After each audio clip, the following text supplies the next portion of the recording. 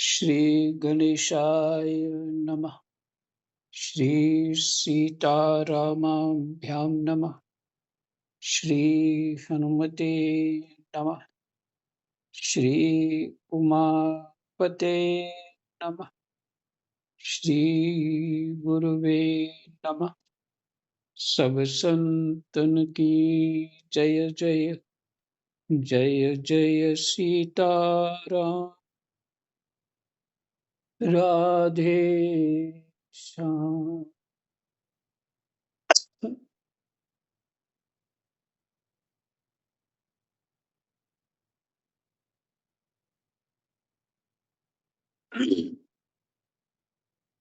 श्रीमद् भगवत गीता जी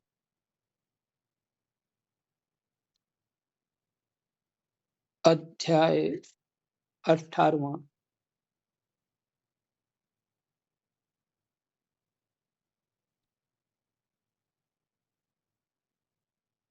श्लोक संख्या 19।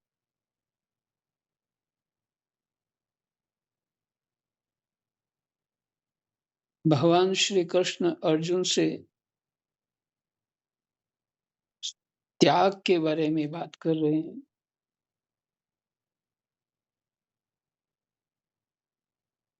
19वें श्लोक में है, गुणों का विवेचन करने वाले शास्त्र में गुणों के भेद से ज्ञान और कर्म तथा कर्ता तीन तीन प्रकार से ही कहे जाते हैं। उनको भी तुम यथार्थ रूप से सुनो।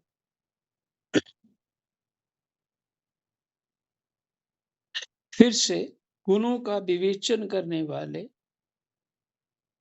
शास्त्र में गुणों के भेद से, जिस शास्त्र में गुणों का विवेचन माने उनके बारे में विस्तार से लिखा गया है, यही है विवेचन। शास्त्र में गुणों के भेद से, गुणों के भेद से ज्ञान और कर्म, सत्व गुण से सात्विक ज्ञान, राजसिक ज्ञान, तामसिक ज्ञान, कर्म भी वैसे ही सात्विक, राजसिक, तामस, तथा कर्ता, करने वाला भी, उसके भी अंदर गुण होते हैं। ये कर्म और ज्ञान कर्ता के अंदर ही होता है। तीन तीन प्रकार से ही कहे जाते हैं। उनको भी तुम यथार्थ रूप से सुनो।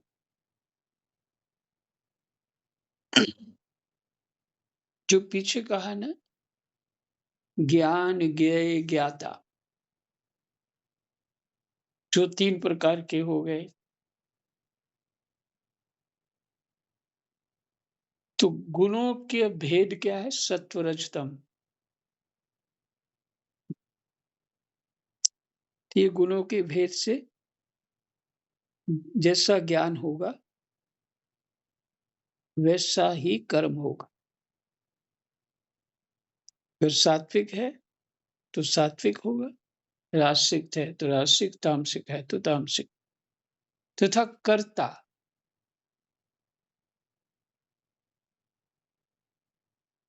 कर्ता ही करेगा ना, कर्ता में ही तो गुण हो। तीन तीन प्रकार से ही कहे जाते हैं। उनको भी तुम यथार्थ रूप से सुनो। इसको और ठीक ढंग से कहेंगे क्योंकि शब्द आया यथार्थ रूप से। जिस ज्ञान के द्वारा साधक संपूर्ण विभक्त प्राणियों में,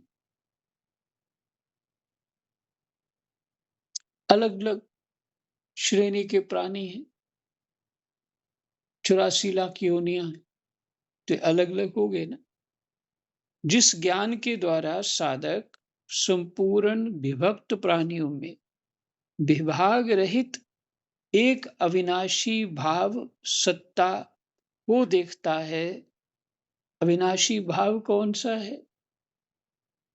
ब्रह्म रूप होना, सच्चिदानंद होना, ये आत्मा परमात्मा का स्वरूप है। विभाग रहित प्राणियों के तो विभाग बहुत है। तो विभाग रहित एक अविनाशी, पर उसमें एक अविनाशी में मैंने उस सत्ता में, उस परमात्मा में कोई कोई विभाग नहीं है, क्योंकि वो विभाग रहित है।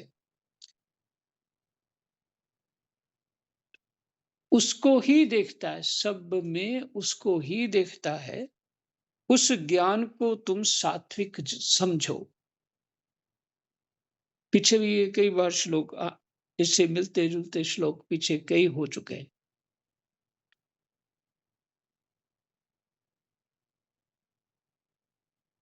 ये शायद 5वां श्लोक होगा ऐसा। सीता,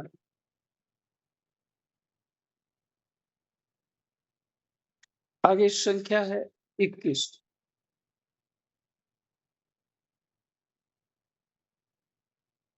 परंतु जो ज्ञान अर्थात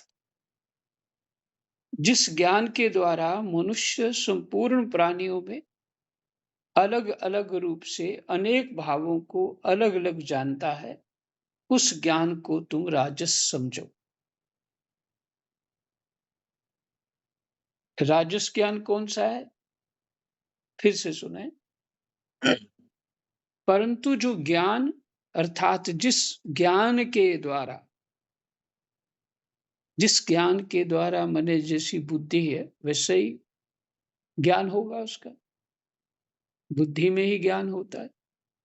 जिस ज्ञान के द्वारा मनुष्य संपूर्ण प्राणियों में अलग अलग रूप से अनेक भावों को अलग अलग जानता है, उस ज्ञान को तुम राजस समझो। सभी प्राणियों को अलग अलग मानता है, सबकी आत्मा को एक मानता ही नहीं, वो राजस ज्ञान है। इसी से हमने बाहर निकलना है, तब शांति आ पाएगी, तब राग द्वेष हटेगा।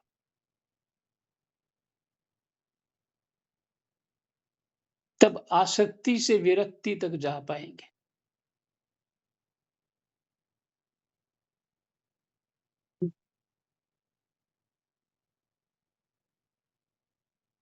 तो सब प्राणियों में एक आत्मा है, और जो शरीर है वो प्रकृति के हैं, और उनमें मन बुद्धि ज्ञान जो है वो प्रकृति का है। तो सब अलग अलग है, उसके हिसाब से वो कर्म कर रहे हैं। ये कौन जानता है? ये सात्विक जानता है। तो आप बताइए, बिना सात्विक हुए गीता जी कैसे समझ आएगी? जिसका अर्थ है अगर हम सात्विक नहीं हैं तो हम गीता जी जैसे हैं उस भाव से समझ रहे, कुछ अलग तरह की समझ आ रही। चाहे बोलने वाला सात्विक क्यों ना हो, पर समझने वाला पात्र जैसा होगा उसको वैसी ही समझ आएगी।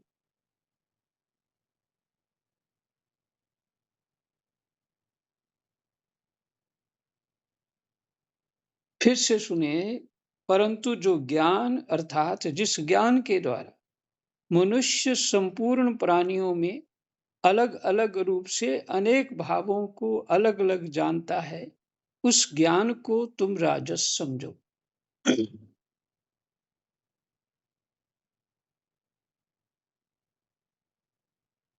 उस ज्ञान को तुम राजस समझो।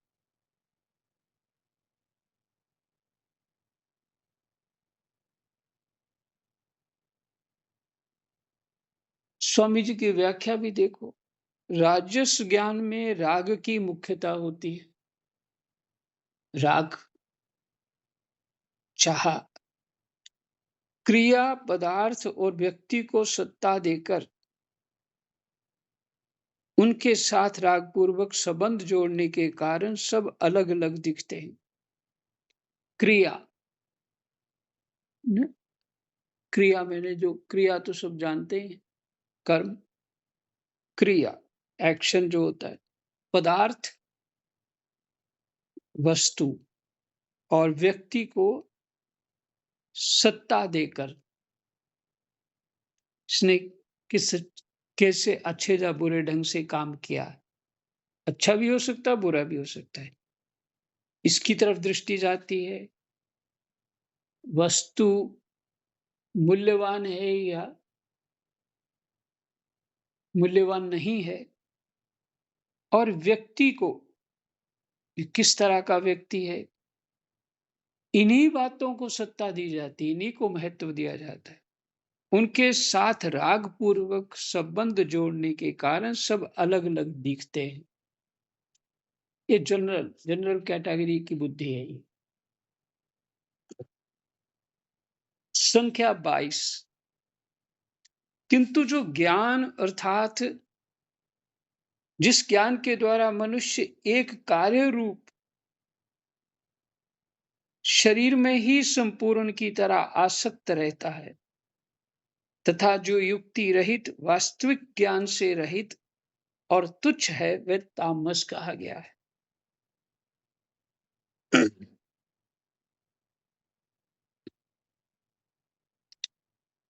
जिस ज्ञान के द्वारा मनुष्य एक कार्य रूप शरीर में ही अपने आप में ही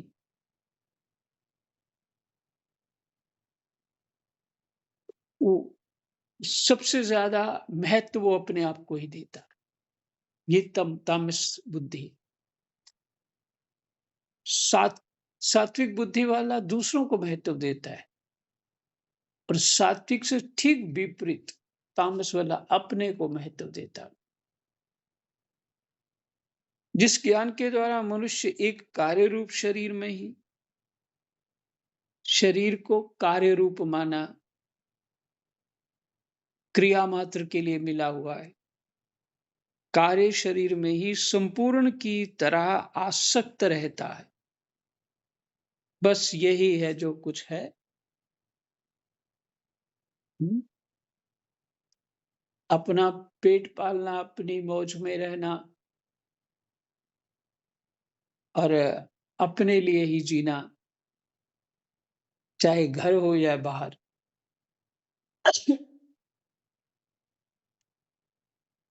अपने शरीर में ही मस्त रहना, तथा जो युक्ति रहित वास्तविक ज्ञान से रहित, जो युक्ति रहित है, वास्तविक ज्ञान से रहित है और तुच्छ है, कुछ नहीं जानता, वह तामस कहा गया।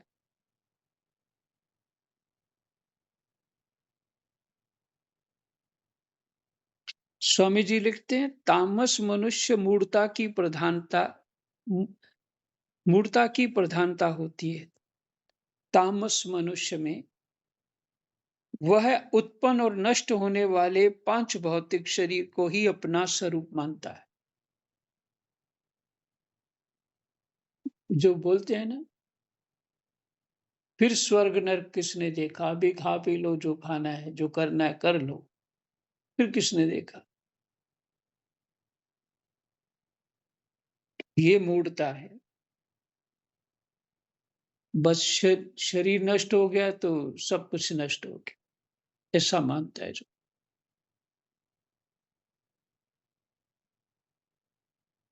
ये स्वामी जी की व्याख्या।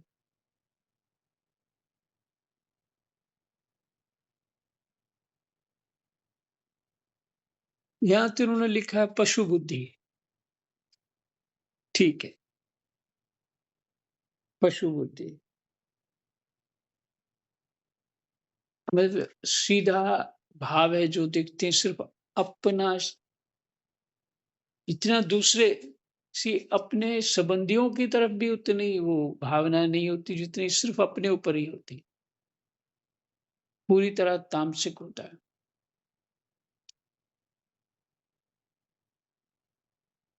संख्या 23।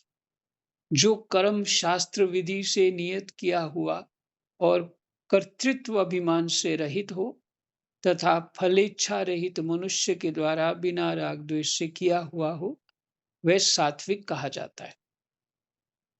देखिए भगवान जी ने क्या कहा था, पीछे 19वें श्लोक में कहा था, गुणों का विवेचन करने वाले शास्त्र में गुणों के भेद से ज्ञान और कर्म तथा कर्ता तीन तीन प्रकार से ही कहे जाते हैं, उनको भी तुम यथार्थ रूप से सुनो। 17वें अध्याय में कर्म के विषय में बोला, सात्विक कौन सा होता है, राजसिक तामसिक कौन सा होता है, बुद्धिक बुद्धि या ज्ञान, सात्विक राजस तामस कौन सा होता है। हम्म? ये इन सब चीजों पे विचार 17वें अध्याय से 18वें अध्याय तक भगवान उसी को लेके चल रहे हैं। प्रश्न था त्याग की बात और संन्यास की बात। परंतु संख्या 24, परंतु जो कर्म भोगों की इच्छा से अथवा अहंकार से और परिश्रम पूर्वक किया जाता है, वह राजस कहा गया है। पहले सात्विक ऊपर वाला 23वां श्लोक देख लेते हैं फिर से।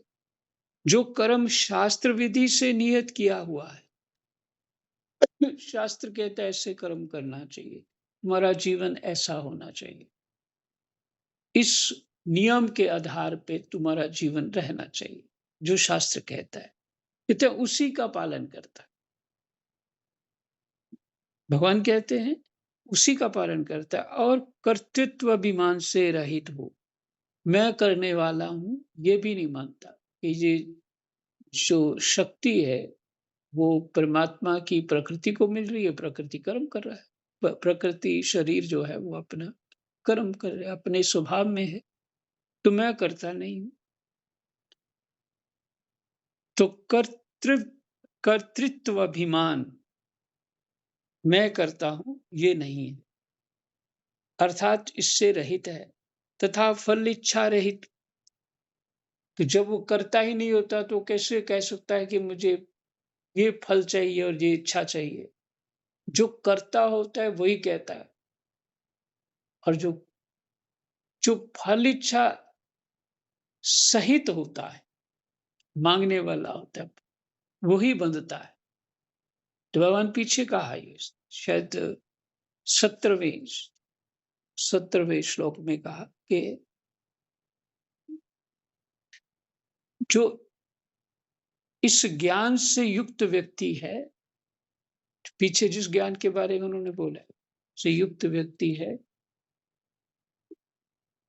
वो कितने ही प्राणी को मार दे, वैसे तो मारेगा ही नहीं, क्यों मारेगा, लेकिन अपने यहाँ जो पद पे खड़ा है ना, पद पे खड़ा है।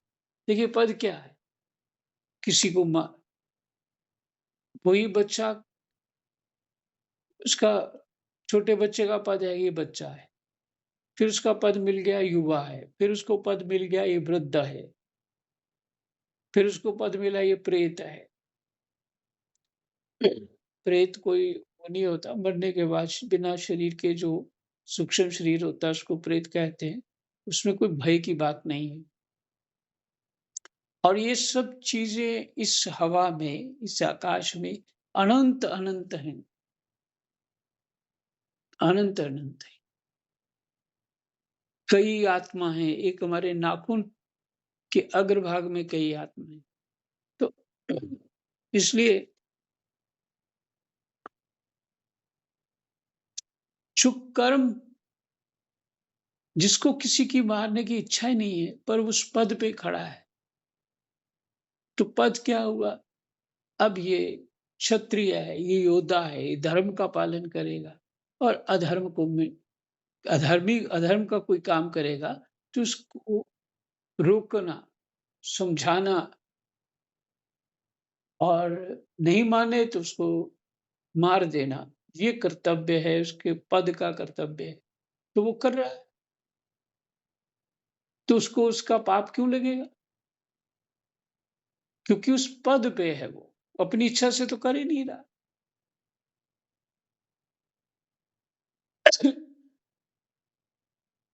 अब जो जब युद्ध होता है तो वो कितने फौजी हैं, दूसरे फौजियों को कितने को मार देते हैं, तो क्या वो उनको हत्या लगती है? नहीं, वीर गति प्राप्त होती है, उल्टा ही उनको फल होता है क्योंकि वो उस पद में है। तो इसी तरह जो अपने पद के अनुसार अपने कर्तव्य कर्म करता है, वही जो सही चिंतन है, यही युक्ति है।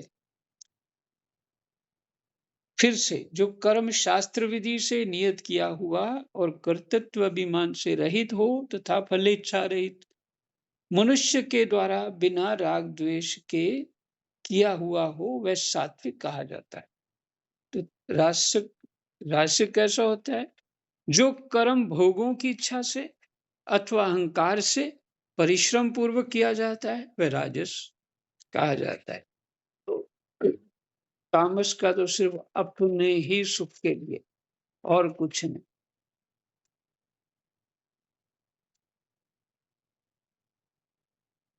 सीताराम। संख्या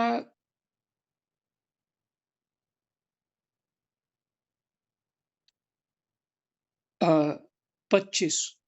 जो कर्म परिणाम जो कर्म परिणाम, हानि, हिंसा और सामर्थ्य को ना देखकर मोहपूर्वक आरंभ किया जाता है, वह तामस कहा जाता है। जो कर्म परिणाम, क्या कल परिणाम होगा ये भी नहीं सोचना, पर मन की इच्छा पूरी कर लेना है। हानि, इसमें क्या हानि होगी? किसी को दुख तो नहीं होगा, हिंसा तो नहीं होगी, और सामर्थ्य को ना देखकर कि मेरा सामर्थ्य क्या है, मैं इस योग्य हूं भी कि नहीं, देखकर मोहपूर्वक अज्ञान से ही आरंभ किया जाता है, वह तामस कहा जाता है। संख्या 26। जो कर्ता राग रहित, कर्तृत्व अभिमान से रहित। ये पाठ तो एक एक श्लोक को बार बार पढ़ना, अर्थात श्लोक श्लोक के साथ ही रहना, संग करना श्लोक का है? मन बुद्धि से संग करना श्लोक का, तो ये पचेंगे। नहीं तो सुना, बस हो गया खत्म, सुन लिया समझ आ गया खत्म, क्योंकि इसका तो भूल ही गए, तो किस काम आया?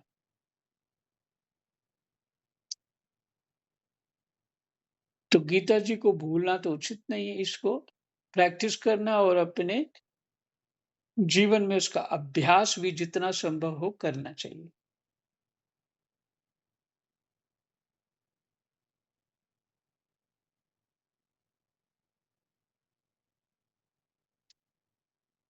सीताराम। जो कर्ता, जो कर्म करने वाला राग रहित, कर्तृत्वाभिमान से रहित, कर्तृत्व अभिमान मैं करने वाला हूं से रहित, धैर्य और उत्साह युक्त, धैर्य और उत्साह युक्त तथा सिद्धि और असिद्धि में निर्विकार है। कर्म कर्म की सिद्धि, वो काम पूरा हुआ कि नहीं हुआ, इसका क्या परिणाम हुआ कि नहीं हुआ, उसमें निर्विकार है, वह सात्विक कहा जाता है। वो तो अपने कर्तव्य को ठीक से करता है। परिणाम क्या होगा? माने परिणाम तो विचार के ही वो कार्य किया जाता है, लेकिन फल फल क्या मिलेगा, मिला कि नहीं मिला, इसके ऊपर चिंता नहीं है उसकी होती, ये भाव। इसलिए सिद्धि और असिद्धि, किसी कर्म का ठीक से हो जाना ये सिद्धि है, असिद्धि वो नहीं हो पाया, बस यही मामला। संख्या 27। जो कर्ता रागी, कर्म फल की इच्छा वाला, लोभी, हिंसा के स्वभाव वाला, अशुद्ध और हर्ष शोक से युक्त है, वे राजस कहा गया है। जो कर्ता मैंने कर्म करने वाला, रागी, कर्म फल की इच्छा वाला। रागी होता है कि उन कर्मों में राग रखने वाला, उसकी रुचि रखने वाला। रागी कर्म फल की इच्छा वाला। लोभी, हिंसा के स्वभाव वाला, कुछ भी बोल देना, मार देना, कुछ भी कर देना। ये अशुद्ध और हर्ष शोक से युक्त है। अशुद्ध और हर्ष शोक से युक्त है, वह राजस कहा गया है।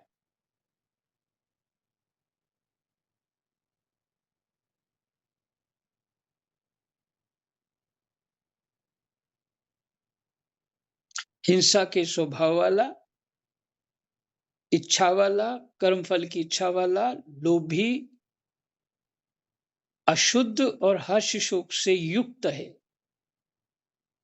बुद्धि ठीक नहीं है, वही अशुद्ध होता है। भीतर और बाहर से दोनों तरफ से अशुद्ध है।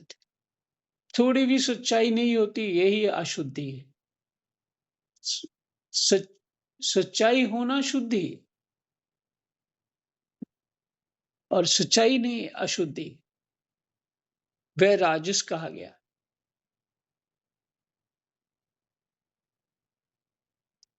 संख्या 28। जो कर्ता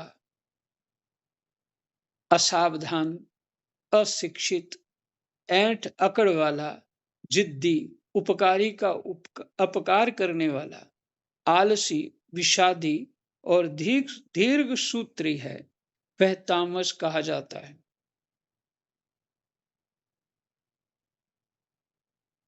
जो कर्ता असावधान, अशिक्षित, ऐंठ अकड़ वाला, जिद्दी, उपकारी का अपकार करने वाला, आलसी, विषादी और दीर्घ सूत्री है, वह तामस कहा जाता है।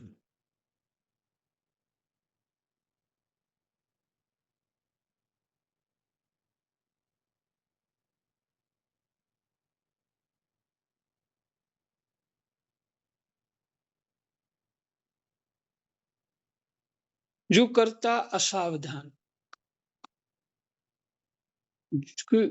काम करते हुए पूरे मन बुद्धि से नहीं करना, ये असावधानी है। अशिक्षित, मूड है एकदम। ऐंठ अकड़ वाला,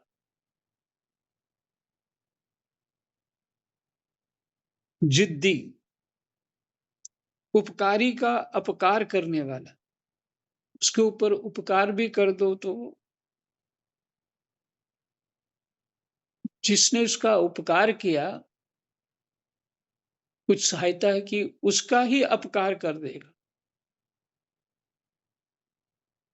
आलसी, विषादी। आलसी तो आप जानते हैं विषाद होता है, दुखी राम बने रहना, चिड़े रहना। और दीर्घ सूत्री है, वह तामस कहा जाता है।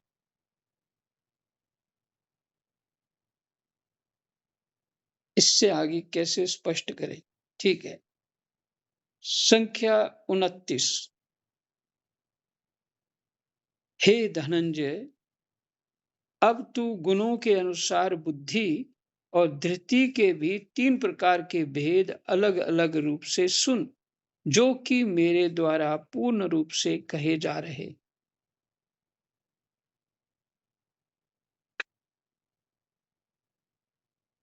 देखिए, सुनाने वाले जो हैं,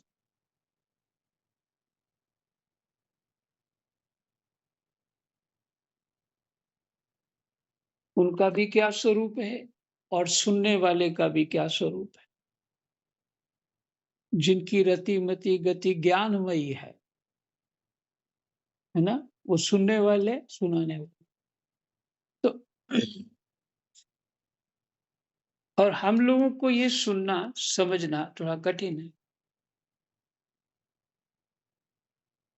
बचपन से ही अलग वृत्तियों से जी रहे हैं। कामनाओं के अतिरिक्त कुछ हमें बताया ही नहीं जाता। अगर मंदिर मत्था भी टेकना हो तो उसमें भी नंबर अच्छे आएँगे, तेरा काम हो जाएगा, ऐसे ही तैयार करके भेजा जाता है। बच्चा भी वही बात भाषा समझ समझ सकता है और कोई भाषा ज्ञान से तो नहीं उसको समझ में आता। तो वहीं पे अटके रहे और जीवन बीत गया। तो फिर ये कैसे समझ में आए? ये भारी लगेगा।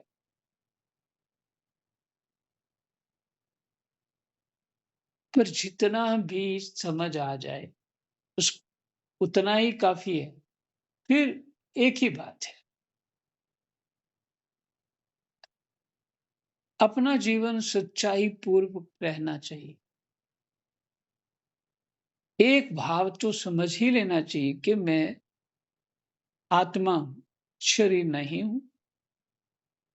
शरीर कर्तव्य कर्म करने के लिए, अपने उस भाव को पक्का करने के लिए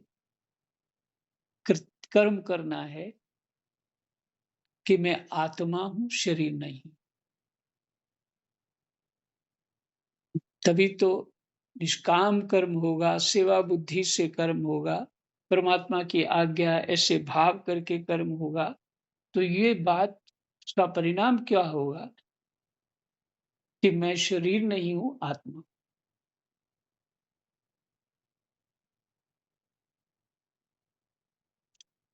जब अपने आप का ये दृढ़ हो गया,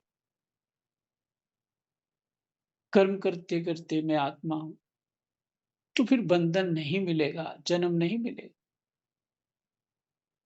क्योंकि शरीर माना ही नहीं अपने आप को, कर्ता माना ही नहीं अपने आप को, तो उसका परिणाम क्या होगा? कुछ भी नहीं। और अपने स्वरूप को प्राप्त हो जाएगा ऐसा जीव, शुद्धांतःकरण। क्योंकि उसके सारे कर्म परमात्मा की सेवा, और अगर वो मानता है कि मैं आत्मा हूं, तो इसका अर्थ ये है वो सबको आत्मा मान रहा है। सेवा के द्वारा सबको, सेवा ही तो पूजा है, पूजित कर रहा है। जैसा जो व्यवहार करना चाहिए जिस पद के अनुसार, अर्जुन की यही पूजा है कि दुष्ट को मार दो, अधर्मी को मार दो, उसको उस पद पे रखा है, अपना काम कर रहा है। और उसमें भक्त में दोष आ जाए तो भगवान स्वतः ठीक कर देते, और भगवान साथ ही है। भगवान कभी भी जाते नहीं, और भीतर और बाहर सदा ही हमारे साथ रहते हैं। संख्या 30। हे प्रथानंदन, जो बुद्धि प्रवृत्ति और निवृत्ति को नहीं जानती, क्या करना चाहिए क्या नहीं करना चाहिए,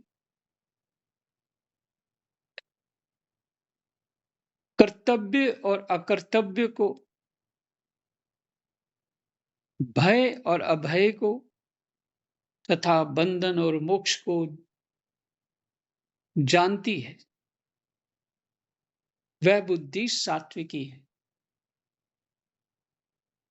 हे प्रथानंदन, जो बुद्धि प्रवृत्ति क्या है और निवृत्ति क्या है, सेवा बुद्धि से कर्म करना ही प्रवृत्ति है। हम्म, अपनी अप, अपने आप को आत्म सच्चिदानंद मानना ही निवृत्ति है।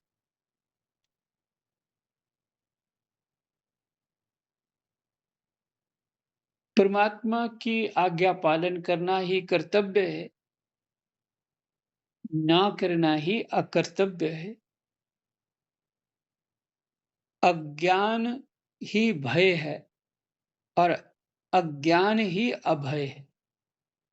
नहीं, अज्ञान ही भय है और ज्ञान ही अभय होता है, तथा बंधन और मोक्ष जानती है। संसार में संसार से अपने आप को बाहर ना निकाल पाना, ये राग है, आसक्ति है, यही बंधन है।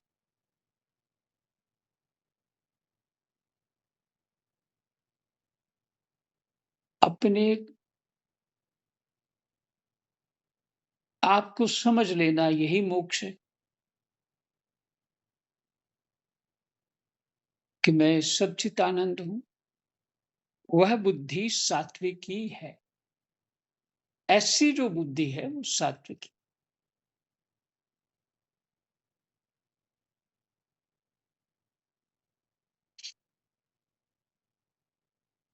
सत्व गुण ही ज्ञान है, ज्ञान देता है, और सत्व गुण ही सुख रूप है। सत्व गुण को ही स्वर्ग कहा गया है। सीताराम। संख्या 31। हरे राम। 30 तक ही ठीक है, समय देखा ही नहीं मैंने। कृष्ण वासुदेवाय हरे परमात्मने प्रणतः क्लेशनाशाय गोविंदाय नमः। जय जय सीताराम। राधे श्याम।